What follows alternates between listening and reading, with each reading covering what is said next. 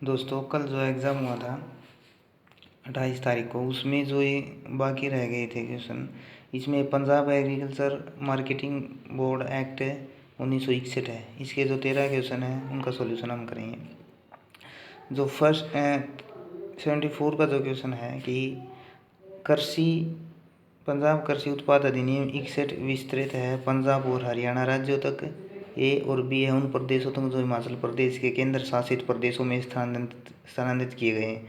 ये ए और बी दोनों हैं, इसका आंसर होगा सी। अब है समितियों की बर्खास्तगी पर मंडल में समिति की संपत्ति निहित होती है और जब तक कोई नई समिति नियुक्त नहीं की जाती मंडल को, ये जो 75 क्वेश्चन है इसका आंसर होगा बी। इसका आंसर है सार्वजनिक उपयोगिता के किसी कार्य के लिए संपत्तियों की शेष राशि का इस्तेमाल करना चाहिए, इसका आंसर भी है। अब 76 का समिति की स्थापना की तिथि से कितने माह के अंदर धारा 44 के अंतर्गत उप नियमों को बना लेना चाहिए, इसका आंसर है 6 महीने ए। अब 77 का है, ये इनका मिलान करना है हमें। ये इंडियन कोलजा होगा सरसों, रोचेट होगा तारामीरा, एरम होगा अरबी और काउपी को कहेंगे लीबिया, तो इसका ऑप्शन सी करेंगे हम।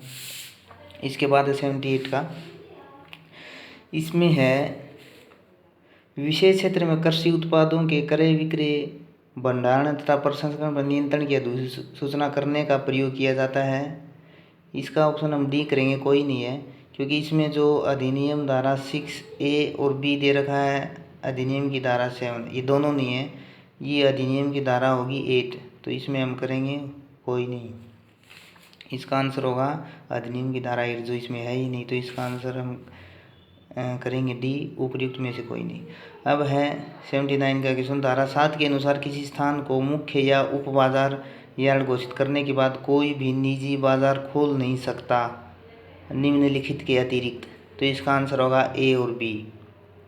नगर पालिका समिति, जिला मंडल, पंचायत या स्थानीय प्राधिकरण, ए और बी दोनों में। अब है 80 नंबर क्वेश्चन, निम्न कथनों पर विचार कीजिए और नीचे गए विकल्पों में से सही उत्तर चुनिए। इसमें से इसका आंसर ए होगा, जिसका मतलब है जो ए सही है और बी उस नियम की निरंतरता है, ये दोनों सही हैं, ए और बी। क्वेश्चन नंबर 80 का आंसर होगा ए सही है और 2 उसकी नियम की निरंतरता है। अब देखिए 81 का, समिति में किसी भी कार्य पर प्रश्न नहीं उठाया जा सकता, इसका आंसर होगा सी, यदि सदस्यों का चयन धारा 12 और धारा 23 के अनुसार हो। अब देखिए क्वेश्चन नंबर 82, सरकार द्वारा बनाए नियमों के अधीन दलाल, तुलाईकार, मापक, सर्वेक्षक, भंडारक, सहायक को अनुज्ञा पत्र जारी करने का कर्तव्य किसका है, इसका उत्तर होगा समिति।